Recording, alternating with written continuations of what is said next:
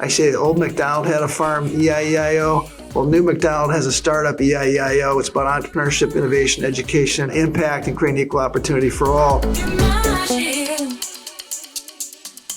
Michael, thank you so much for being on the Imagine AI podcast. Welcome. Well, it's great to be with you, Chris. So for those that don't know, Michael is the founder and CEO of GSV Ventures, which stands for Global Silicon Valley. He's been researching, investing, and advising growth companies for over 30 years and has invested in game-changing businesses such as Facebook, Twitter, Spotify, Dropbox, Lyft, Palantir, Coursera, Lyft, and Snap. Quite the list there. Previously, Michael was the founder, chairman, and CEO of ThinkEquity Partners, an investment bank that was sold in 2007 to London-based Panmure Gordon. Before that, he was head of global growth research at Merrill Lynch, the author of 3 best-selling business books. His most recent was co-authored with Michael Carter, Mission Corporation, about contemporary capitalism. He was also awarded the Best on the Street by the Wall Street Journal. And in addition to that, GSV has a growing media company called Dash Media, hosted on Substack, of which I'm a happy subscriber. So it is easy for me to say that you are the most accomplished guest I've had on the podcast so far, and I am thrilled for you to be here. Well, Chris, you're very, very nice. And it sounds like you must have got connected to my mom who gave you that bio because that was, but thank you for that. Appreciate it. Yeah, and for listeners that don't know, we're actually both from Minnesota, so we have that home roots connection, the Twin Cities. You were born and raised in Edina, and I'm from St. Paul. Yeah, so the Twin Cities, you were across the river. When I was growing up, St. Paul seemed a long way away, but in fact, it's just a 15-minute drive or so. So yes, we grew up in the same place. Wonderful to have you. So there's a lot of overhype that people experienced in the past year when they first became aware of ChatGPT. It seemed like magic. Do you want to set the record straight on just how long people have been working on AI prior to that? Well, people have been working on, talking about, theorizing about AI for well over 50 years. And it is an area that, has excited the futurists and the technologists forever, because you could see this movie kind of develop and where it could ultimately go. And so, these overnight successes take a hell of a long time. So I think when ChatGPT was introduced, it was this kind of aha moment where everybody else kind of started to see the potential for AI. And so what had been going on for a long time all of a sudden became kind of this overnight sensation, as you call it. I call it, it was sort of a magic trick, because now people could see how it could work, and it was pretty amazing for a lot of people. It's incredible for so many people. And I love now we're just seeing new implementations of it every day, and people are actually seeing it improve their lives. I used to have to type in like every word of captions in video as a video editor, and now there's just AI captions that do it for you in like less than 30 seconds, and it saves me like 30 minutes of work. There's all this stuff on the post-production side where I can just upload a podcast and it gives me the YouTube chapters, things like that. What is it about AI today that excites you the most? Well, I think a lot of it is what you just were talking about. The productivity enhancements are really transformative in terms of the time savings and the ability, not only just saving time, but now how you can apply what you can do and things that AI can't do. And so the kind of the advancement of humankind, I think, is enormous. All technology has been replacing different types of jobs forever. But again, I think what this continues to do is allow people to develop in areas where they really can be more creative, more productive, do things that, again, humans are uniquely qualified to do, and let technology and AI, do the rest. Kind of brings up an interesting question about, what is the nature of work? Of just, what are we here to do when AI can do so much of it for us? Well, you think about the last 30 years or so, and I call it the revenge of the nerds, because, basically where the greatest opportunities mainly was if you were a coder, had those type of skills. And so even if you wanted to really start any company, you needed that kind of engineering coding background. Not absolutely, but pretty much as a general rule. And again, as much you see that is becoming more and more basic skill, the fact of the matter is that prevent a lot of people from pursuing entrepreneurial activities and other, creative opportunities that you needed that background. Well, so AI is not only replacing blue collar jobs and white collar jobs, it's also replacing no collar jobs. And so what that means though is I can be a creator, I can have an idea, and I don't necessarily have to, be a coder to launch that idea. All this stuff can be done for you.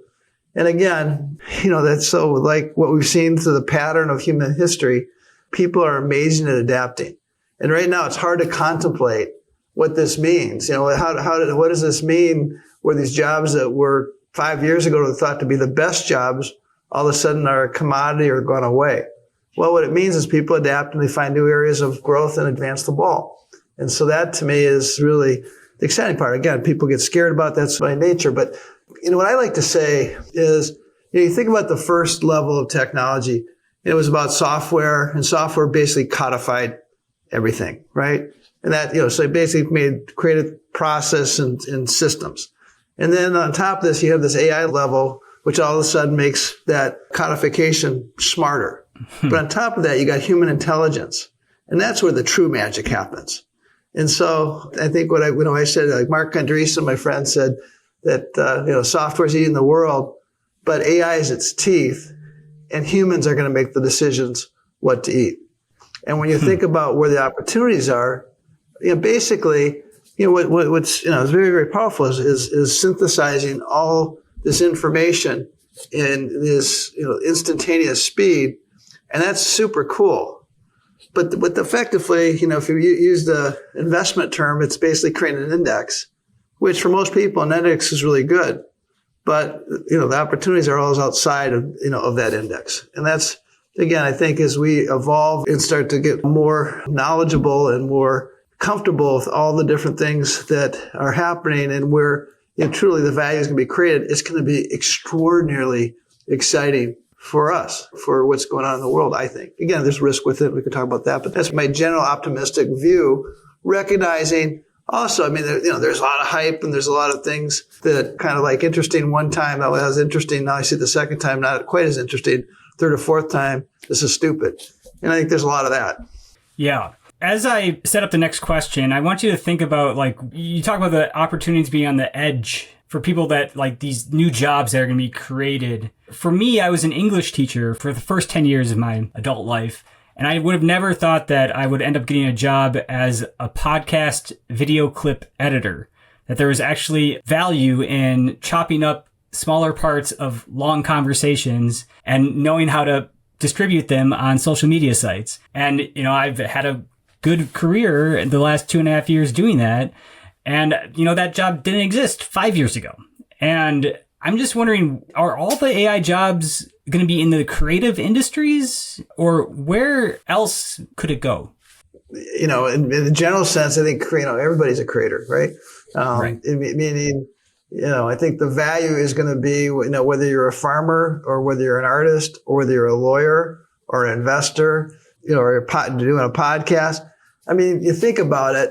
The stuff that's just like general generic stuff, AI wins. Okay, it wins. Yeah. But have you ever tried to read anything of any length created by AI? And everybody thought it was so cool. It can do a sonnet. It can write like Shakespeare. It can write, it can synthesize a song like the Beatles. Cool. That's super cool. But you know what? What it misses is it never captures the soul. It never cuts the edge. It's always a synthesis of the aggregate. And to me, that's unbelievably uninteresting. Where true growth happens, where true innovation happens, when talk about imagination. Imagination can be, by the way, helped by AI, right? Mm-hmm. But it's really the ability to connect dots, weird things. So yeah, I think the creative field is, again, I think everybody in some respect becomes a creator. I say there's really 7 skills of the future. So people, reading, writing, and arithmetic are still foundational, right? I think those are foundational. And then people talked about STEM. STEM's great. I'm not being critical of any discipline, but I really think it's the 7 C's, what I call the 7 C's, kind of playing off the 7 C's of you like to travel. This is the 7 C's, but the 7 C's or the letter C, the first is critical thinking.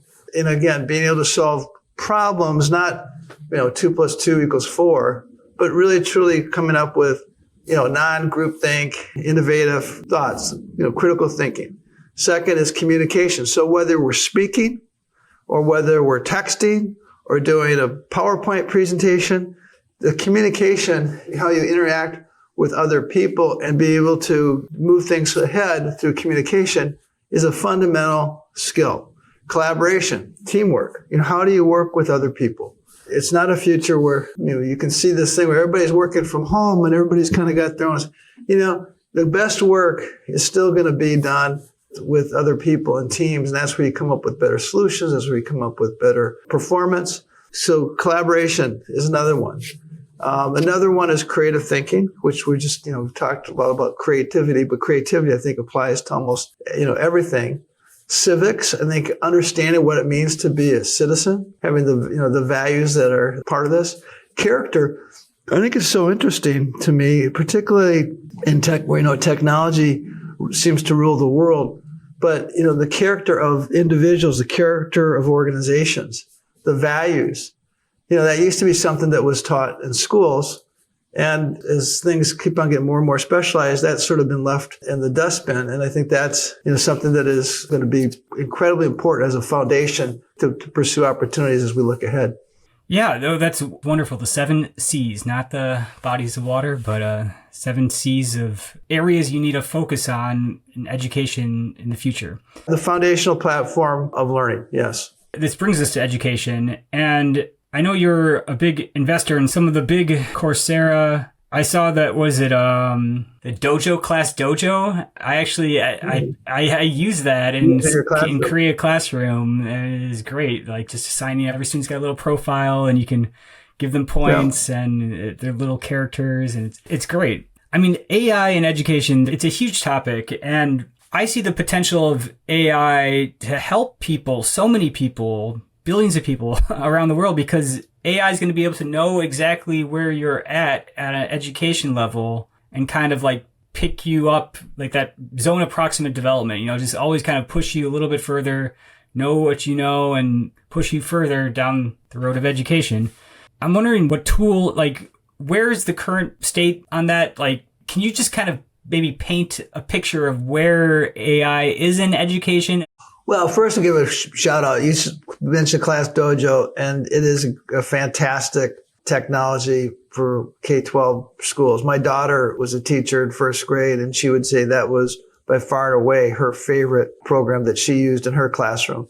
But going back to the potential of AI in education, first of all, let's just, back up and put it in context, because we're in a knowledge economy where your education, your knowledge makes a difference not only for an individual, but for a company and, for that matter, a country. And what AI has the potential of doing, in that world where education, your knowledge is just ground zero of your ability to participate in the future, AI has the potential to democratize learning by increasing access, lowering the cost, and improving the quality.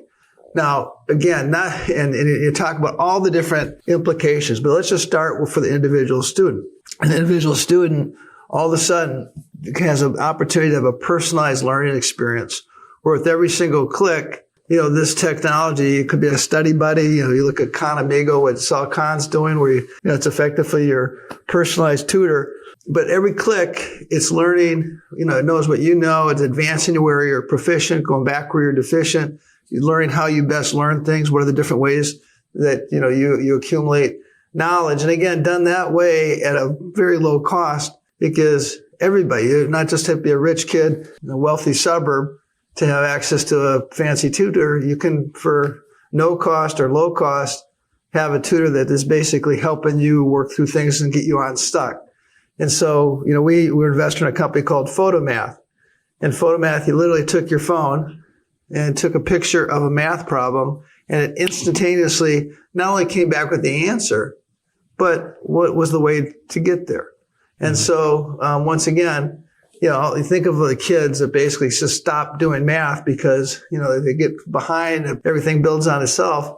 And all of a sudden you just say, I give up. Well, what we know is even kids in poor communities, most of them have smartphones. Most of them have phones. And that's a whole game changer if we think about that in the right way. But again, AI for the individual student, I think, can make a huge difference done correctly.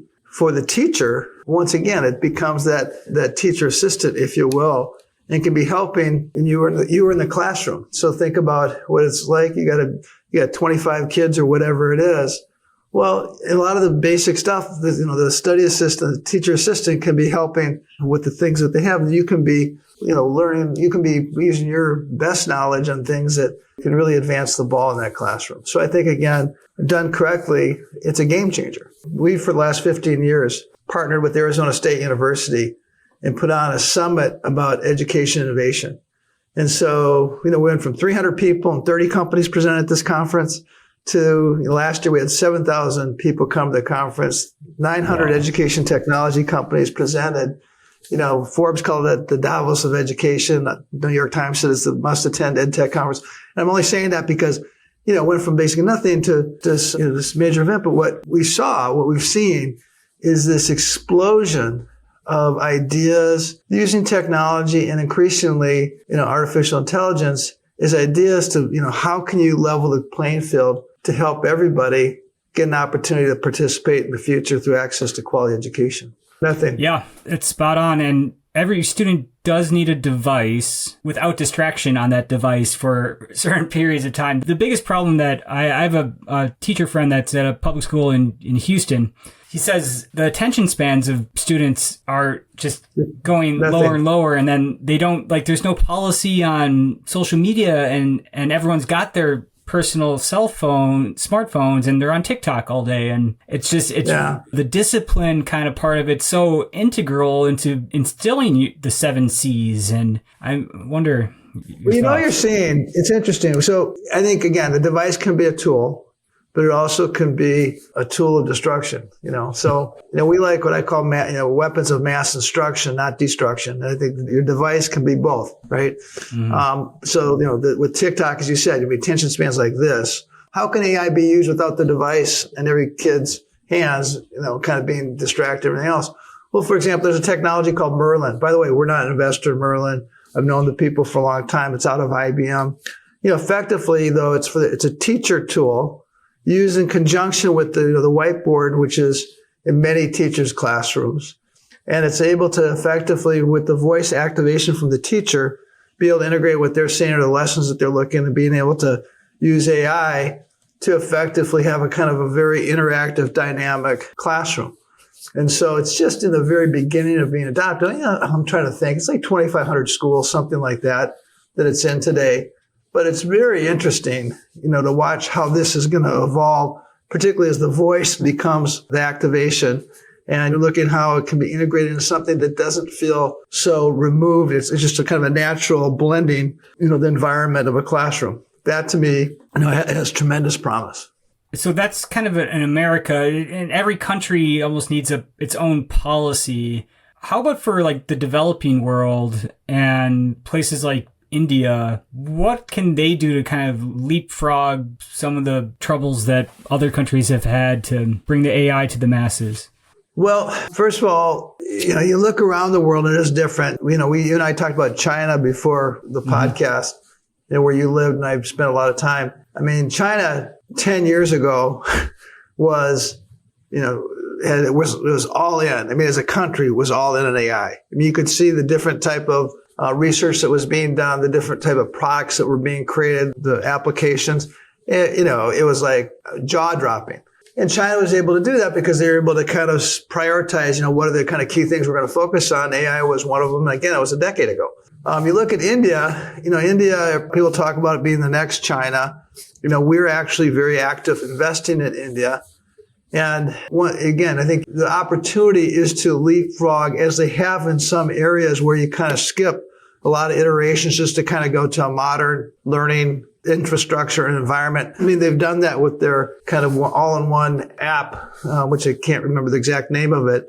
But you've seen in India, I mean, there's this gigantic hunger for learning, huge hunger for learning. And so education companies do a lot of them do very, very well there. But a lot of them are kind of copying, just like you see naturally in many emerging countries, kind of copying things that worked other places. And you got 1.4 billion people, gigantic interest in education, rising middle class, and that kind of works. I think the opportunity is exactly what you're talking about. And I would say today, at least from my experience, haven't seen that strategy being implemented either from the government or with the entrepreneurs. But I think it's a natural area to convene on because it's, really, make a huge difference for what India is trying to do and some of the impediments they have as a nation to achieve the goals they have. I mean, they're doing, obviously the wind's blowing out, they're growing fast. There's all sorts of entrepreneurship occurring there. And that is a big opportunity. Definitely. So language learning, I mean, all these AIs are built on large language models, and you can just see this pace of translations, like instantaneous translations. And, pretty soon you're going to be able to have like an earpiece in and just have conversations with people in different languages and understand and be understood. But I don't think there's ever going to, I don't know if AI is ever going to replace the need to actually speak, your personal ability to speak a foreign language. For me, for example, in Korea, I'm a beginner plus, an intermediate minus at best. And I've just hit a wall, and sure, there's going to be these apps that translate everything for me, but that's not going to help me talk with my, in-laws and really understand the language and the culture. And I just know that AI is going to have this AI tutor that knows my body of Korean words and the grammar structures I know, and just kind of keep egging me on, teaching me more. And I'm kind of waiting, I want to explore that a lot more. And I'm wondering if you know of companies or people working on that, and if you can see the future a little bit more of personal language tutors.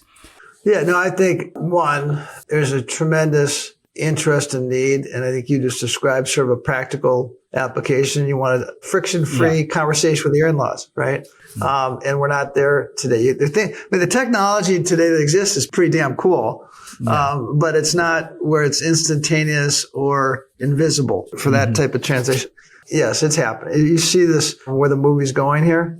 And so I don't know if it's a year away, 3 years away, 10 years away, but in the foreseeable future, that type of application, language is something that people are very, there's a lot of talent, a lot of capitalists going at that. I'll also say, though, just going back to these large language models in AI, something that's important to appreciate, the B2C application and sort of like the magic trick of going to ChatGPT or, whatever you're using, and comes back and it's kind of, you have the hallucinations, but it's pretty, you say it's pretty cool. It comes back with, in terms of the information, maybe 80% of it's right. And that's going to keep on getting better.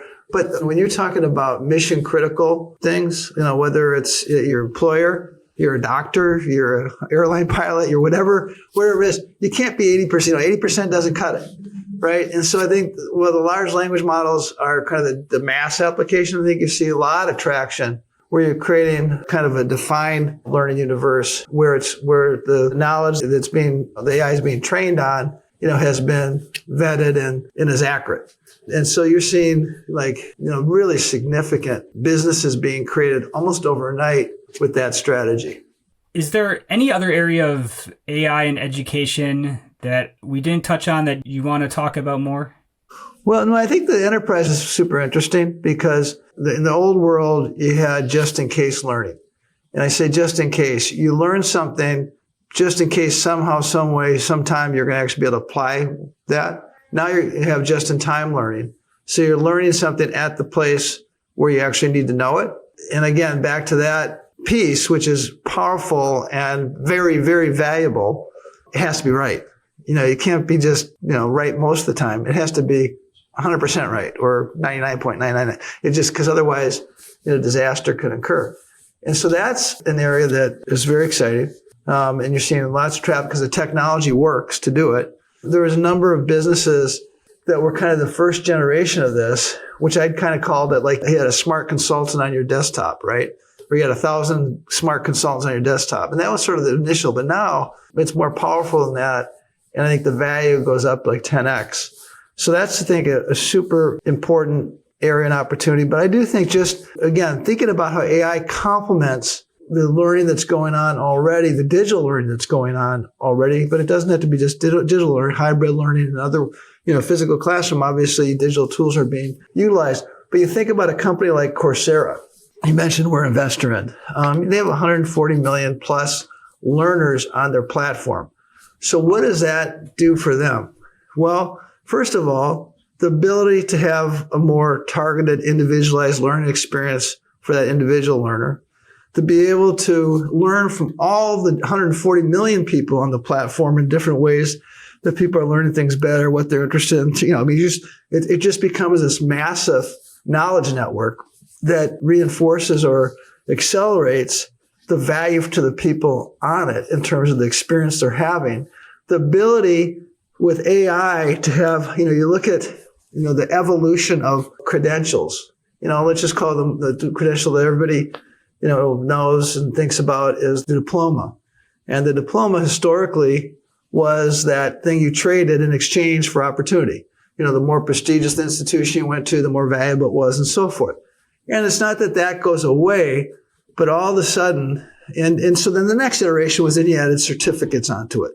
And that's good. Now you're adding to that kind of qualification of what gives you opportunity in exchange. You have more value because there's more things that you're exchanging for opportunity. But all of a sudden you throw AI in the mix. And AI can give you that much more precise information about what your true capabilities are, what your skills are, what your experience is, and how that will apply to opportunities on a dynamic, ongoing basis. And that's powerful as well. So what I say about, just back it up, and I probably should have started with this. As we think of AI, we say it's like air. And we think there's an AI revolution going on, and I'm delighted to be on this podcast because you're focused on this AI revolution. So we say it's like air, AI revolution, air. But air is invisible, air is ubiquitous, and you need it to live. And so, there's obviously a downside to AI. There's obviously, it's because of things naturally work when you have this revolutionary technology. There's a hype cycle that's going on. That's all part of the mix. But as it relates to being implemented, utilized, and integrated properly in almost every facet of our life, and whether you're talking about, our work or our fitness and health, or we're talking about our leisure, AI is going to play a role. And again, I think done correctly, it's going to be an incredible positive. Yeah, I couldn't agree more. I'm wondering about the investing in AI and all these, venture capital. It's like the new buzzword. And I actually saw on Dash Media a nice bar graph that you had, how in 2020, VCs had put $500 million into AI companies. And by 2023, that number has 40x to over $20 billion this last year invested in AI companies. Is that trend just going to continue? Is that a bunch of wasted money? They can't all be hits, right? What's your thought there? Yeah. So one, I think you got to look at that over a long period of time and effectively what it signals. Capital's pretty smart over time. It flows to where the best risk-adjusted return is. And, with AI, like I think the internet 30 years ago, all of a sudden, investors have seen it's the gold rush. And so everybody needs to participate. That's part of it. Part of it, and this isn't to be critical because there's a lot of really good venture capital firms, but like everything, venture capital tends to, birds of a feather flock together. There's comfort in numbers. So, all of a sudden AI is hot. Well, everybody has to be in it. It's better to be wrong with friends than to be wrong by yourself. And so you basically, you're in the investment business, the venture capital business. In 2023, you had to be in AI or are you asleep? And again, what that, of course, will result in is a number of failures. You'll see things shake out. But I think if you see this natural path of capital and sorting things out, what will happen is you're going to see some very big winners created. You're going to see, half the companies will disappear. And I think you'll see industry emerge that has all these different components. Because when you talk about AI, it's made up of like 7 different areas at least, just 7 general areas. You're going through these different kind of phases today. And again, I go back to the internet as a good analog because, the internet first started in 1968 or whatever it was in the universities. And, nobody had, unless you were, a geek, unless you were into science fiction or you were in research at a university, you didn't, you never knew what the internet was. And so that had happened for 25 years. And then all of a sudden Mosaic comes out, and people, just like when ChatGPT came out, and people said, wow, I can really, really pretty easily access this really cool thing that has me access to all this information. But with that, so then you had this mad gold rush. You had a bunch of interesting things funded, a bunch of bad things funded, a lot of destruction, and it kept on kind of going through these waves. But now you look today, and the biggest companies in the world are internet-related businesses. At least benefited greatly from being part of the internet revolution that's been really going on for the last 30 years. Now we're in the next revolution, that's the AI revolution. You spoke of the biggest winners. Who do you think will be the biggest winner of the AI game with the models that are out there? I mean, there's Google, OpenAI, Microsoft, Anthropic, Amazon. Facebook has the open source Llama. I'm wondering, do you have a pick? Who do you think is going to be the winner? So here's what I think. First of all, Google was early and had the smartest people doing the most interesting things for the longest time. And then sort of, kind of quietly, unexpectedly, ChatGPT and sort of the Microsoft consortium emerged. And, Microsoft can't seem to do anything wrong. And today they're the largest market cap company in the world. And the reason for that, a lot of that, is because, people love their overall strategy and specifically their AI strategy. I think that, Google has woken up and there's a lot of very powerful assets there and some really smart people. So I think that race between those two are going to be incredibly interesting. I think, Amazon is a force in its own right. But, I think like a lot of things, some of the companies that haven't even been born yet, that when we have this conversation 10, 15 years from now, my real bet will be, Microsoft is going to be a great company and they're going to do well, and Google's going to do well, and Amazon's going to do well. And, Facebook seems to have got their mojo back a bit. They're not going to go away. But I think the really exciting companies maybe haven't even been started yet, because your infrastructure support this, the knowledge, the need, all this stuff is being created. And, and talent goes where opportunity is. So the talent that's coming here, the capital that's going to be available here. I mean, Chris, I think there's a lot of interesting companies that have received a lot of money. But 10 years from now, I think my bet is the companies that everybody's buzzing about don't even exist yet.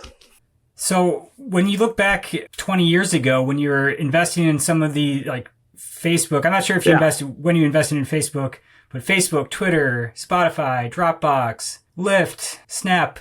What was the first company there? Can you tell me some stories of war stories? Yeah, war stories. First of all, my passion is on growth investing and emerging growth investing. I was a growth research analyst. And so where I feel like my skill set is after a company, not at the seed stage or the very beginning, where basically you're betting on the entrepreneur and the technology, or at least it's after the company, are the dogs eating the dog food and you're starting to see a business model emerge, or you're seeing at least, where this is going. That's where I get, that's where I feel like, I'm at least I'm confident in my ability to make a judgment of where that can go. So that track, we were involved privately with all those great businesses, but it wasn't the seed or Series A. Lyft might have been Lyft was Series A, I think, but others were, B round and beyond. But the point is, what are you looking for in any of these companies? Well, at least where the skill set that I think I have it's what I call the 5 Ps. And so those 5 Ps, people talk about what they look for, and it could, it sounds a lot of different things, but it's really these 5 Ps, which are the foundation of every great business. And the first people is the most important P. That's people. There's no shortage of interesting ideas, but these companies don't have long histories, but the people do. So you're betting on winners, people that you think can execute against an opportunity. The second P is product. What you're looking for is invest in a company that truly is the leader at what it does.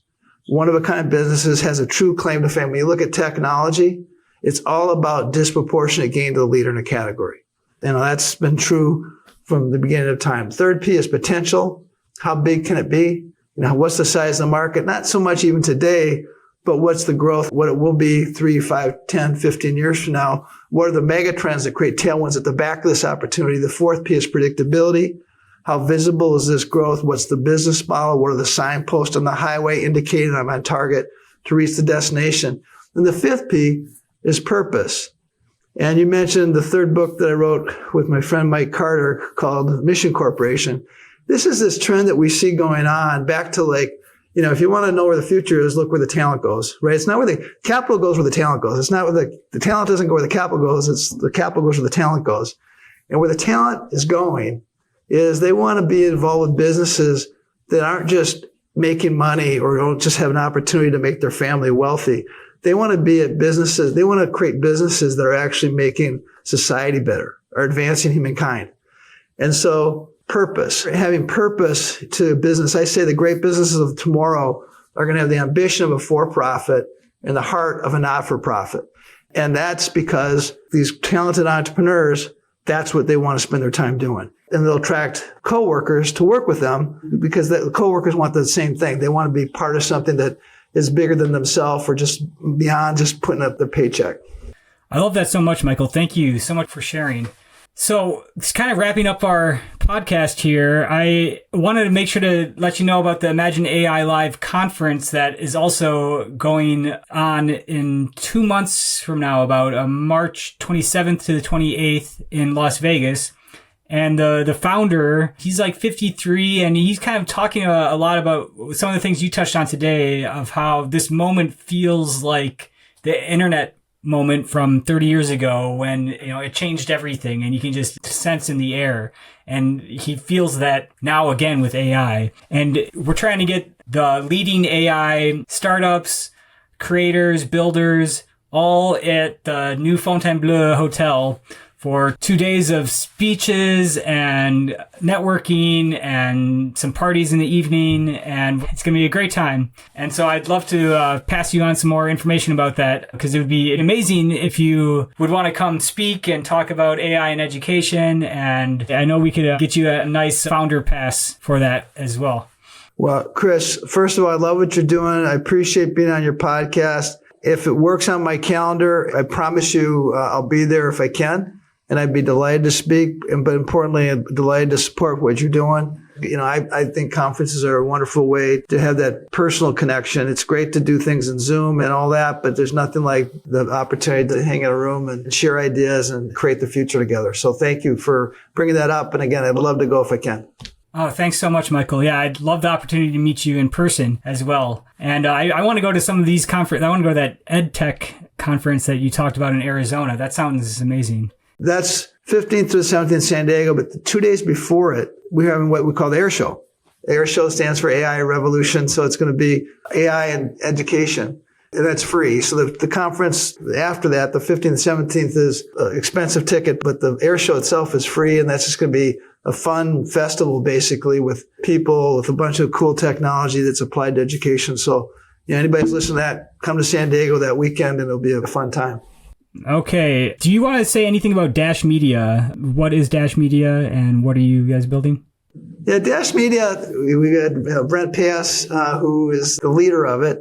But what we're doing is we're creating a media business that is really focused on innovation and entrepreneurship. As you mentioned, our flagship publication is called EIEIO. I say old McDonald had a farm, EIEIO. Well, new McDonald has a startup, EIEIO. It's about entrepreneurship, innovation, education, impact, and creating equal opportunity for all. So that comes out weekly.